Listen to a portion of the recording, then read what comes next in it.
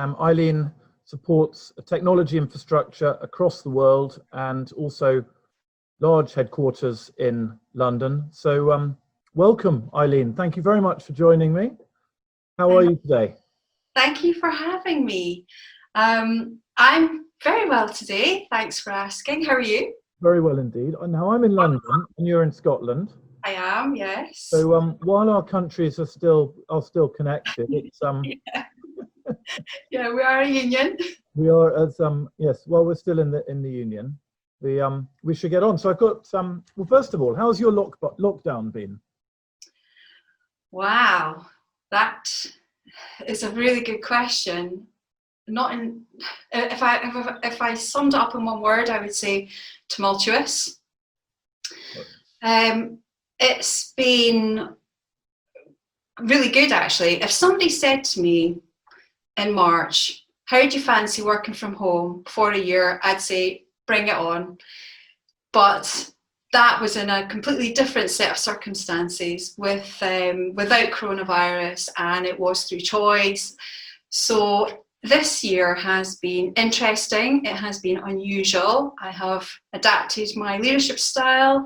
I've learned new ways of working myself, new ways of leading the team. And sometimes it's been pretty tough, actually. And then other times we've had moments of great success and joy. I don't want to do any disrespect to anybody that has had a really difficult time through coronavirus and the circumstances that we're in, because, you know, it has been really tough for a lot of people, and I have seen this with my team. I think that in light of that, we're actually really fortunate that we can work from home or work remotely or whatever we want to call it now. I like to call it the wireless office. You know, there's lots of different phrases for it, but I think we're really fortunate that we have been able to, and we don't. We always recognise that in our day-to-day work that we are able to do this, and we are fortunate to be able to, because there are many who are not and cannot and will not be able to going forward. Eileen, I think you're being a bit modest, aren't you? Isn't some of the Wellcome Trust ability to work from home purely down to your transformation that you've led over the last few years? I'm going to get embarrassed. So, yeah, yes and no. I mean, it's a team effort. It's the team have been inspirational. So we started a digital transformation journey about 3 years ago, and it was tabled that we were going to move away from traditional infrastructure, technology, to traditional IT structures as well, IT team structures, and move to an agile way of working, adopt cloud. We created a new strategy, which is, you know, if anybody's interested, we've got 4 key pillars. It's fit for purpose. It's create inspiring products, inform decisions through data, and simplify everything. So we came up with this strategy, and that is the core of everything that we do going forward. So we did start this transformation about 2 to 3 years ago. We came up with the concept. 2 years ago is when we really started to get traction, and we moved infrastructure. We started to re-architect our infrastructure in the cloud and take on new services. And that's just a continuous journey. But as a result of doing this, yes, we were able fairly seamlessly to allow everybody just to be able to work from home without any hitch. There were little minor things that we had in place that were still dependent on a building. We engineered new solutions quite quickly so that there wasn't a dependency of being in the building. We put new processes and policies in place. And yeah, we're in a place now where everyone was able to work remotely. People are so used to being able to work remotely that the demand is now increasing, and the expectations, and they think that we can do more and, you know, create magic out of thin air. So yes, to your point, we were very fortunate to have started that journey a couple of years ago and get it to a point where it was quite a smooth transition getting out of the building. It wasn't, unless you were tipped off by one of your scientists, it wasn't driven by COVID, was it? What was the initial raison d'etre? So actually, a new CTO joined Wellcome. It's a gentleman called James Thomas, and he came in and he wanted us to move forward with transformation, to adopt the latest technologies. We were at a point in time where everything worked, but it wasn't efficient or effective, and we were just fixing what we had instead of trying to change the way in which we did things. So he came along, he joined Wellcome probably 4 years or 3 years ago now, and he embarked on this initiative, we're going to move to the cloud. I then joined Wellcome actually as a consultant later on that same year, and I was brought in to lead the transformation. So that was where we wrote the strategy, and one of the most challenging things about the transformation actually is the culture change. My advice to anybody is please don't underestimate what it takes to help people change their behaviours and their mindsets when it comes to working in different ways, especially people who have been there for a very long time. So I came in and I was employed to lead through this transformation as a consultant. I did many other bits and pieces along the way, and then I moved permanently into this role as head of technology in February last year to continue that work and continue driving us forward and just continue to change the operating model. We now work in a world where we should expect change, and we're used to change, and we know change is coming. And we're now trying to get ahead of the curve and predict what that change is and prepare ourselves for it. So there was a long tail that we had to catch up with, but now we're on top of it and we're able to keep the pace. And it happens really fast. In actual fact, when we started this transformation 2 years ago, the technology transformation, we were adopting technologies then that have now been replaced with new technology, and we're now adopting this new technology. So when we started this 2 years ago, the things that we're doing now didn't even exist, and that's how quickly technology has changed. But we've been fortunate enough to be able to keep up with the pace and get ahead of the curve a little bit. So that's where it came from. Congratulations. There's lots of talk at the moment of accelerated transformation and change, and the digital piece becoming absolute front and center. Once you kick off a transformation like this and momentum grows, I can see from the use of the hands that momentum is growing faster and faster. Sorry, yeah. For any of our radio listeners, you won't see the hands. Just no, I'm quite animated when I very animated. How does that momentum? Where does that momentum lead you to? Oh wow, what a question.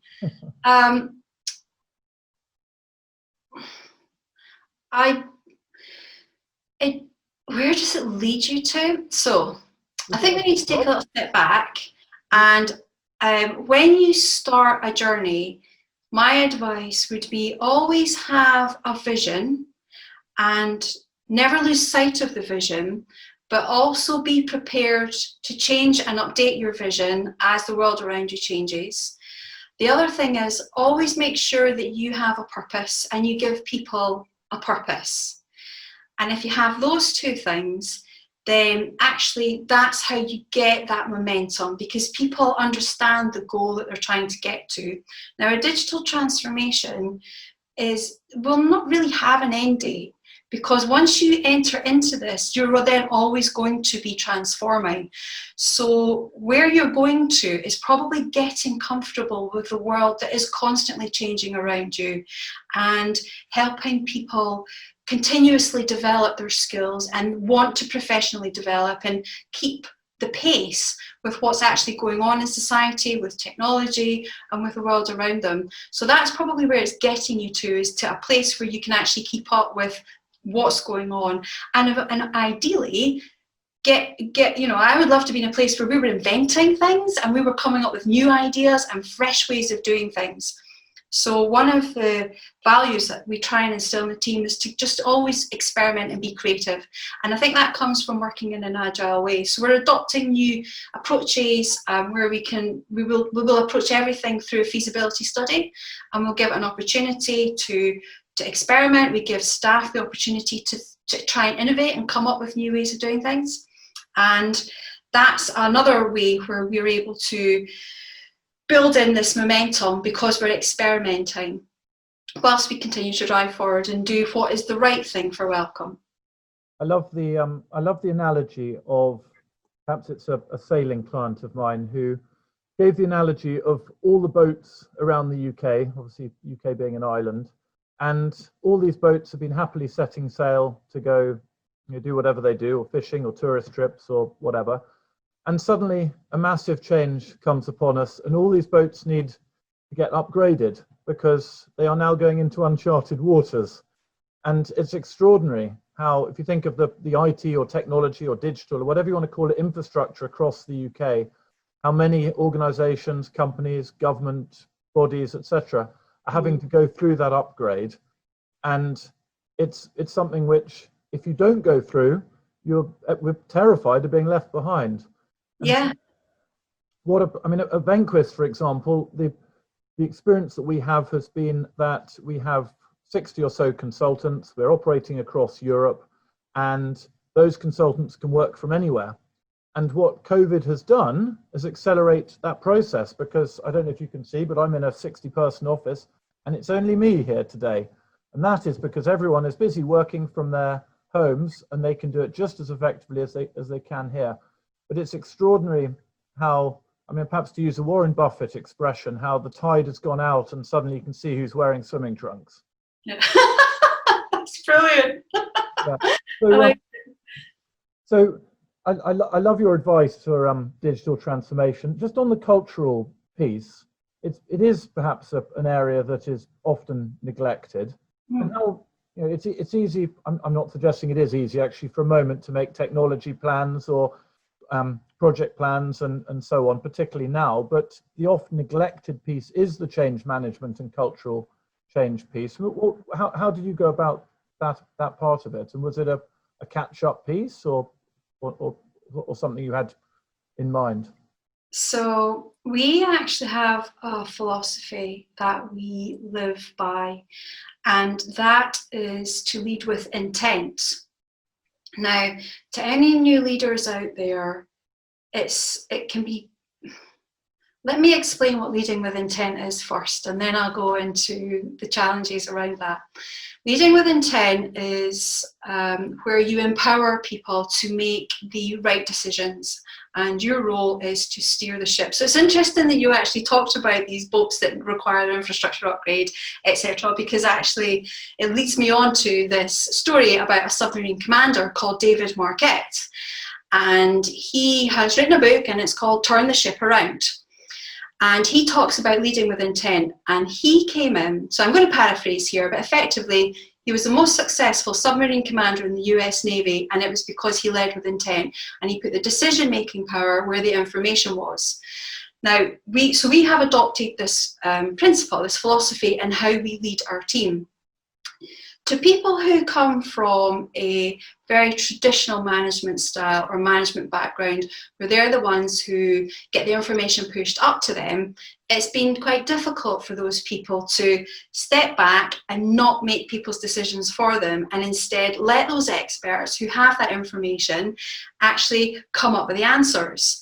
So this is one of the things I've been talking about, where we have to adjust our management styles, and the culture change was helping the leadership team change their philosophies and their principles and lead with intent, and let those individuals who are the experts tell us what the right thing is to do, but also help the members of staff take ownership for some of those decisions and stop asking for a decision to be made for them and stop pushing the information up. So that was one of the challenges.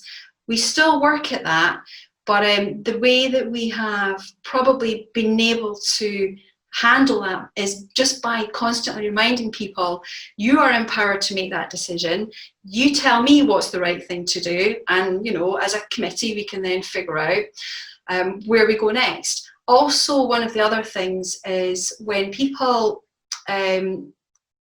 come up with, when people are feeding the information up and wanting a decision, one of the things that I ask for is, tell me what the outcome is that needs to be achieved. So we talk about outcomes instead of tasks and things that need to be done in productivity. And that, by positioning a thing as an outcome, it helps the individual then figure out what is it that they're trying to achieve, so where are they going with this, and then try and reverse engineer and then figure out what their role in it is.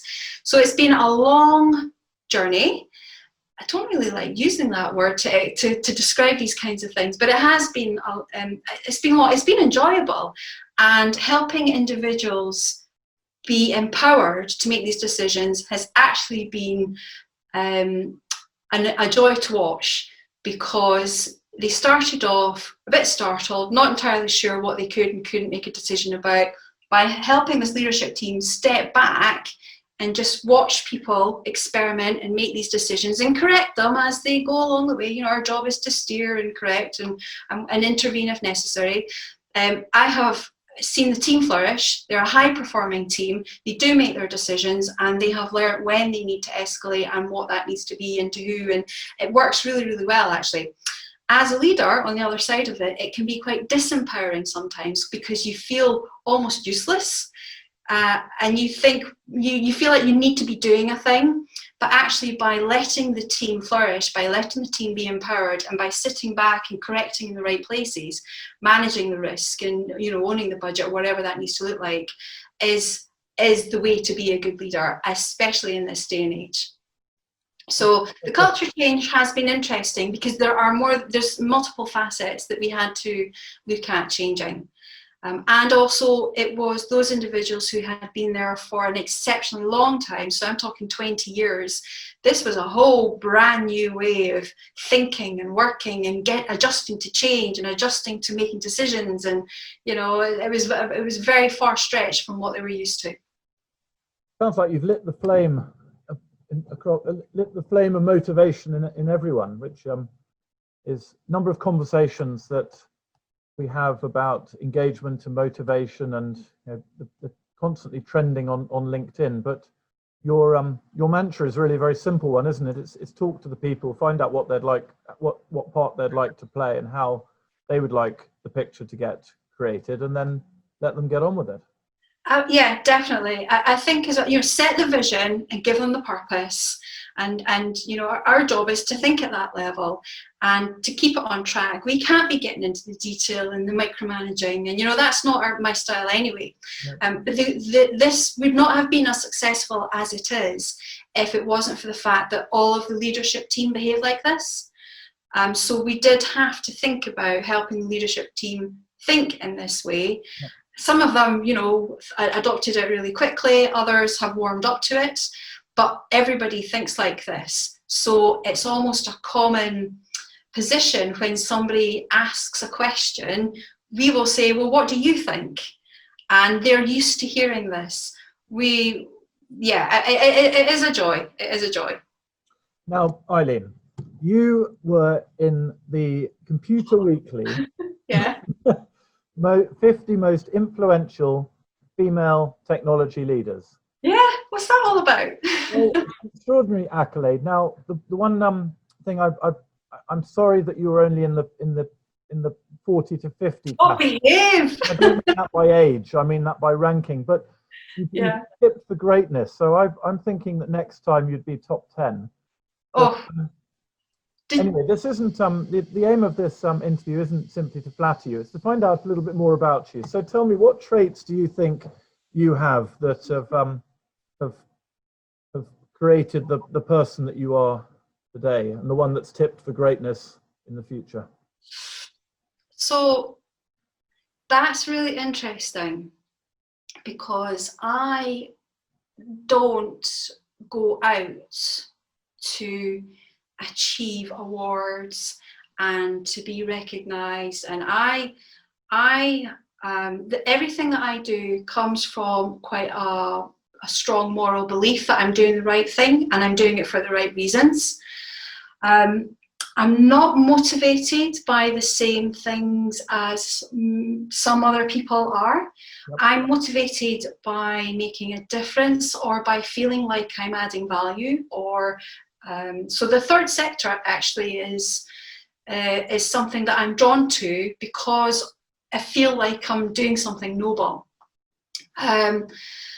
I think it's an interesting question. What was it about me?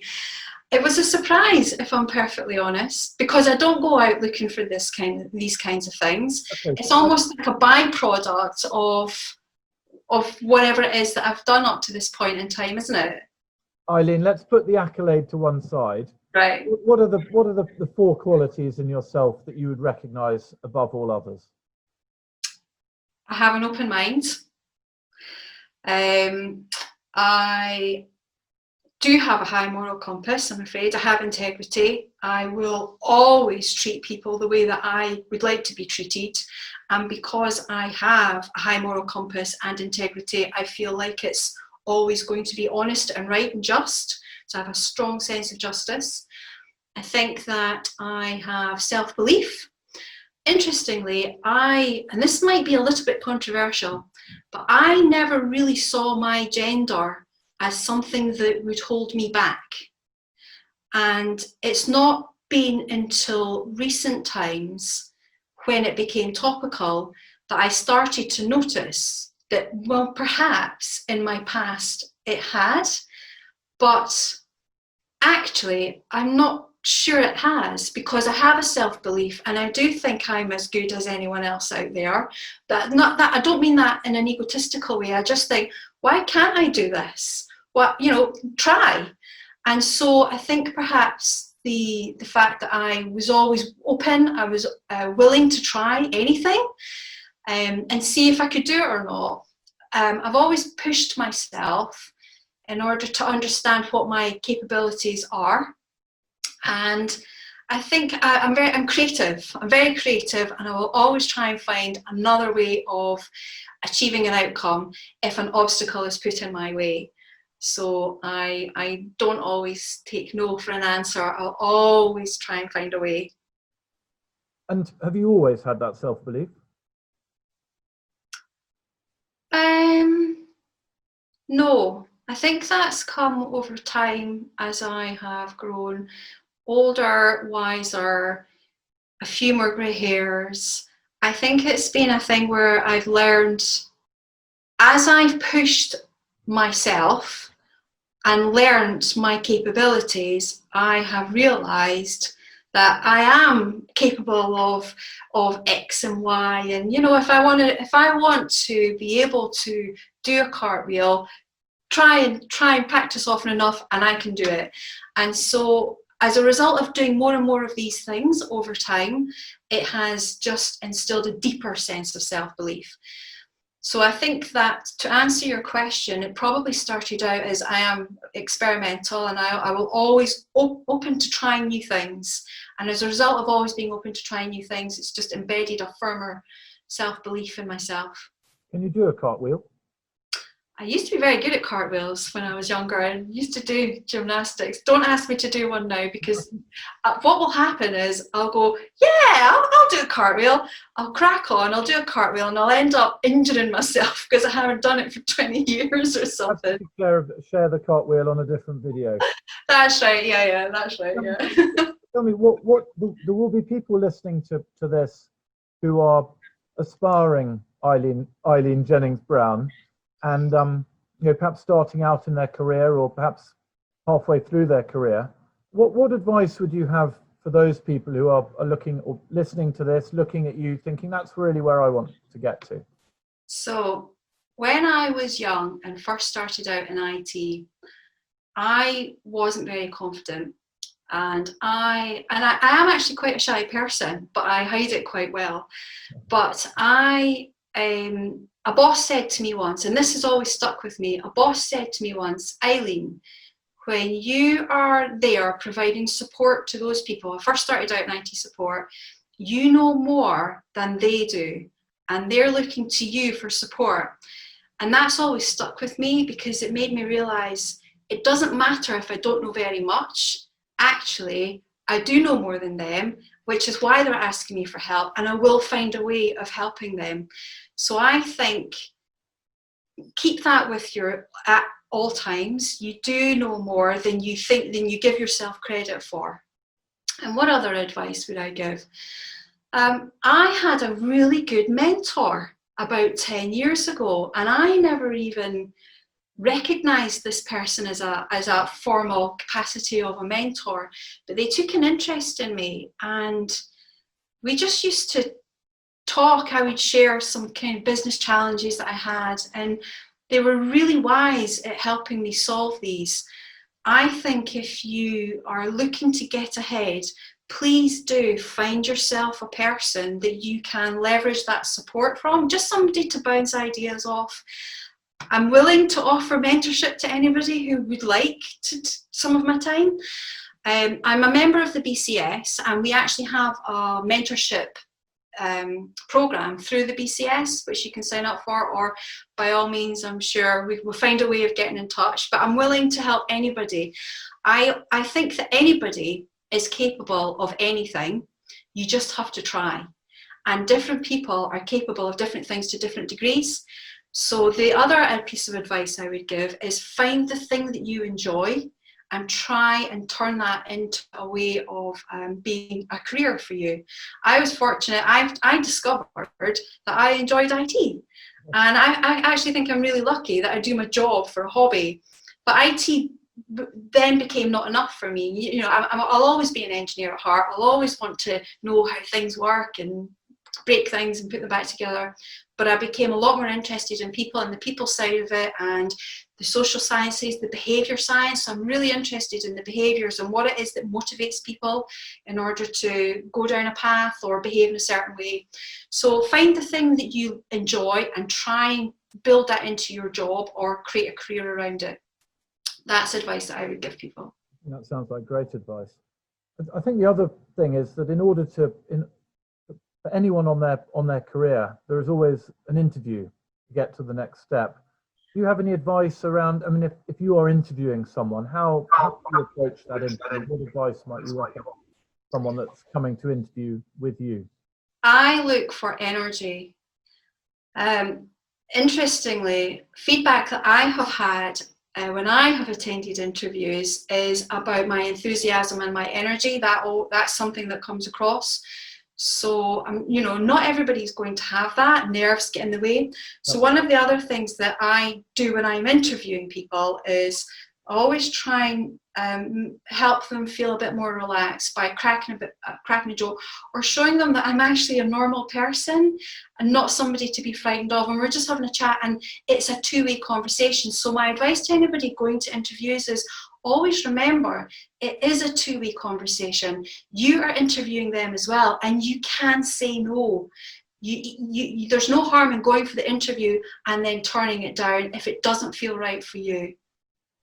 Whenever I'm public speaking, which I'm not often public speaking, but the advice that's so commonly given when you're nervous on stage is to imagine the audience naked. Yeah. I'm not suggesting that applies very well in an interview scenario, but it's just sprung to mind as an idea. But anyway, I think your idea is much better. So moving on. You've previously said that people are the number one thing that you're concerned about, and anything is possible with a happy team. Are people the number one priority? What if they are the number one priority? What comes after people? People will always be the number one priority. You'll get nowhere without having good people around you, people that you can empower, you can trust. I think that is vitally important. And you will get nowhere. And actually, it's having such a great team that then, you know, people like myself can be successful because the team are successful. It's a team effort. People will always be really important. But it's not just about the people, it's about their development. Developing staff and giving them opportunities to develop skills and discover their capabilities is very important to me. So something that I'm a big advocate of is trying to create secondment opportunities within our IT organisation, just to let them experiment and explore their skills and find that other thing that they might love and they just didn't even know about it. So development is important, welfare is very important. I'm a compassionate leader, I have a lot of empathy for the staff. I think I've actually had to work really hard to get to where I am. And I have been up against adversity in different forms, but I have taken all of that experience, all of my personal experience, and all the things that I thought were wrong throughout my career, and I make a very conscious effort to make sure that I don't repeat any of those things that I myself went through. So if you talk to the team, they'll probably say, you know, it's great, we're empowered and all that kind of stuff. And yeah, Eileen has a high moral compass, and, you know, I'm quite strong about living by my principles and making sure we do the right by people, being transparent with information and honest. Just treat people like adults. I've gone on a ramble, so I'm really sorry, and I've completely forgotten what the question was. Well, Eileen, I can't remember the question either, but I'm so sorry. what I would love to know is, what have you done wrong in your career? Oh my goodness me. Oh, you name it. I've taken data centers down before, you know, so technically I've done things wrong, I've messed up. I don't believe that there are things that you can do wrong. I think there are things that don't quite go to plan, but then you learn from them and you pivot and you change direction and you put things in place to make sure they don't happen again. I don't ever experience regrets. I know that regret's an interesting word. When people say, what do you regret? I regret nothing, but there are things that I would have done a very different way. But at the time when I did it, it was a conscious decision. And so I think if you regret doing an X or Y, forgive yourself, because at that point in time it was the right thing for you. Yep. So forgive yourself, accept it was what it was at that point in time. Yes, going back in time you would maybe do it a different way, but learn from that and move on.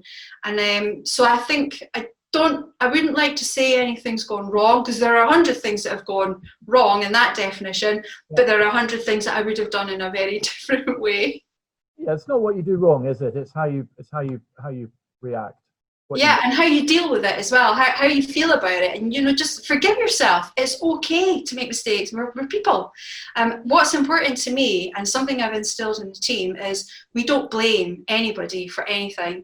And so if somebody in the team happens to do something accidentally, don't all sit back and point fingers. And we don't have a blame culture at all. We support each other, we rally round, and then we figure out a way as a team to move forward and get over it. And then we crack on and we learn from it as well. Sorry is a good word, isn't it? Yeah, and meaning it as well, you know, but learning from it. So yeah. So what do you think 18-year-old Eileen would say if she could see you now?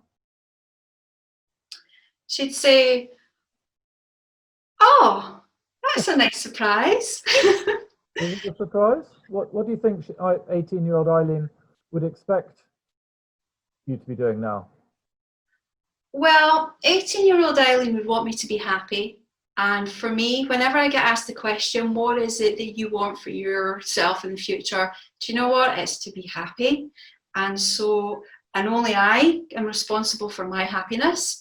So I will just need to make sure that I keep doing the things that make me happy and finding those things that make me happy.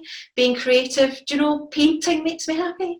Going for a walk makes me happy. It's just being in nature. It's the really simple things. So I think she would be pleased to see that despite, you know, whatever happens throughout somebody's life, they can be happy. So she'd go, yeah, that's nice. And do you think 18-year-old Eileen would find it easier or harder to get to the position that you are in now, in the world we're in today? So if 18-year-old Eileen was in today's world, it would be easier. Now, I'm not going to lie. I'm going to tell you a story. This will make you laugh. And this is about the whole gender thing. So apologies to anybody who thinks that I'm getting on some kind of gender thing. I'm not. I'm just going to tell you a story. But when I was about 24 years old and I first started working in IT, I had a job where I worked in Edinburgh, Glasgow, Birmingham, Manchester and London. And I used to get a plane to work, and I thought I was the bee's knees. I loved this. I thought it was great.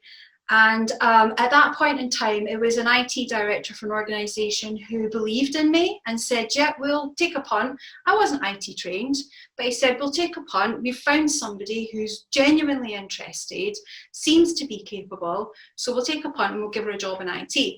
So, you know, I was really fortunate to, I pushed myself to get to that place, and I turned down other opportunities in order to get to that place. But he believed in me, and that did me a huge favour. So move forward about 6 years, and I became, my title at the time was Senior Network Consultant. I worked for a startup, and I would go into organisations, and I had long blonde hair, I wore a skirt, I had a skirt suit on, and I would rock up to the client's office and I'd say, I'm here to fix your network. And they would look me up and down and go, really? And that actually drove me to work even harder to prove myself. Now, I actually enjoyed that because I knew I was just as capable as anyone else. And it motivated me to prove it. I almost quite enjoyed the proving it piece. But I think that 18-year-old Eileen wouldn't be faced with that in today's world. I do think having experienced those things and navigated that throughout my career has probably has driven me all that much harder. Yep. But I worked for it, you know, I worked to get to here today. But 18-year-old Eileen would probably have a slightly easier ride because society has changed. And I'm actually quite pleased society has changed. I'm very pleased society's changed. I have two daughters who are 8 and 9. And Okay. I'm sure, I have a feeling that they have every opportunity right now, which I think perhaps 20 years ago wasn't the case. Oh yeah, definitely. Yeah, I think back then it was down to the individual and whether they let it affect them or not. And I just never, because I never believed that, I never actually saw my gender as being something that was holding me back. It actually motivated me to prove people that, hey, you tell me. And then what would happen is clients would ask for me because I did such a good job, and I actually felt, you know, I built up a good client base, and, you know, quite a good reputation, which has helped and deserved. Now, Eileen, it's been such a pleasure meeting you today. Thank you ever so much for your time. Congratulations on your career so far, and it's so exciting to see where this is going to take you. Well, that's how I feel. I think, where's this going? This is, you know, I just go about my business. I do the best I can. I'm just cracking on with my job. But where is it going? I can't tell you where it's going. I'm just going to take it as it comes. Life's a big adventure, isn't it? Yeah. Well, Eileen, that I have no more questions. That is probably the end of the recording. But thank you. It's been such a pleasure meeting you.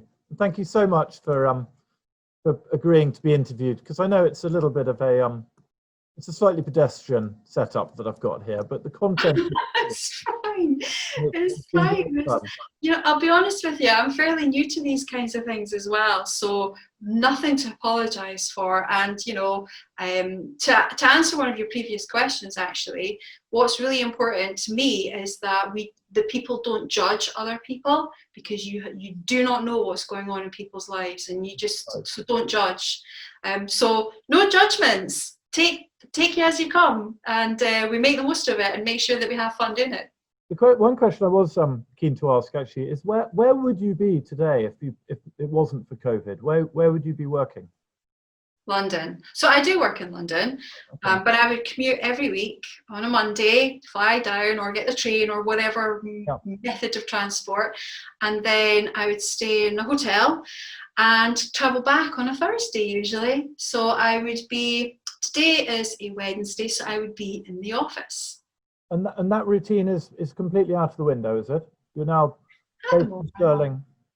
It is, yes, but I'm hoping that when we get to some whatever our new world looks like, that actually we've taken this opportunity to change things forever.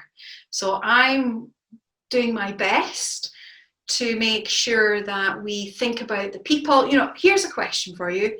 Did anybody ever survey the mental health impact on people as a result of doing a commute? Because we've done a lot of surveys on the mental health of people working at home, but never on the commute. And I would like that. I'd like the whole way that we're structured, the whole way that we think about work to have changed forever.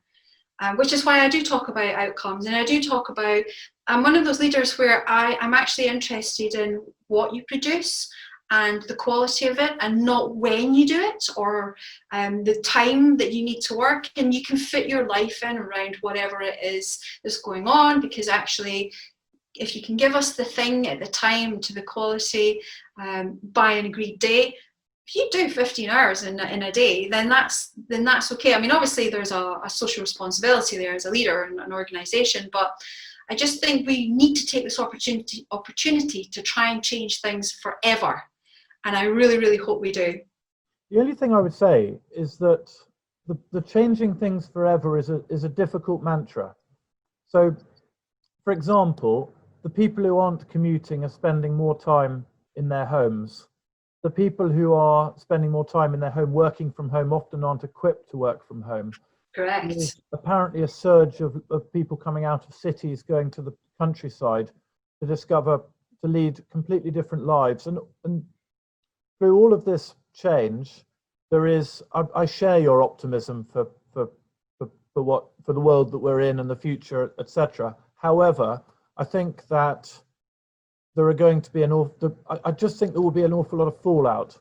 Oh, yeah. Know how to deal with that fallout. And you know, you mentioned mental health, but I understand from my reading of whatever it is, probably the Daily Mail on Sunday or something, that divorce inquiries are going up. So it's just I think that, and we haven't even started on rising unemployment and ending of furlough schemes and Brexit and the breakup of a union and all the rest of it. Yeah. So yeah, I think it's perilous times would be.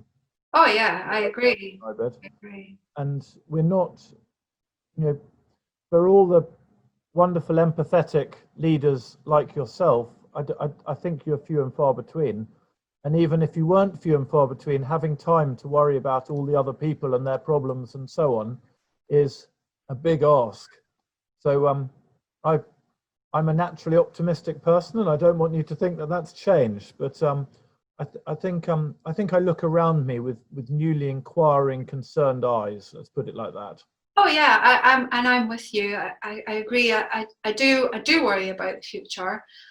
I think that I've seen the impact of people moving out of the cities, because there's, so in my local area, the houses are getting snapped up at England prices, and it's people want to move to Scotland because they now know that they can work from anywhere. So I'm seeing the impact in my local community. I think that it would be a utopia if it was all going to be okay, because you're right, there is a ripple effect and there are going to be downsides to all of it. And where do you start? Let's change the world forever, but where do you start with that? I think coronavirus and the situation we're in is definitely going to push the boundaries on some of the more traditional things that have been hanging around for a long time, like a 4-day working week. Maybe more organisations want to start experimenting with that. Perhaps more flexibility about when you're in the building and when you're not, and then what that looks like. And it just becomes, it becomes almost society gets into this agile way of thinking and working and constantly changing and adjusting and adapting. And if we can do that on a society level, then that's maybe a good place to start. Who knows? But where do you start? Yeah. I think where we start is our own organisations, isn't it? Yeah. Trying to take everyone along with. I mean, every organisation is undergoing enormous amounts of change, and it's about trying to take everyone along with that change, which we talked about earlier. Yeah, it is difficult. It's difficult.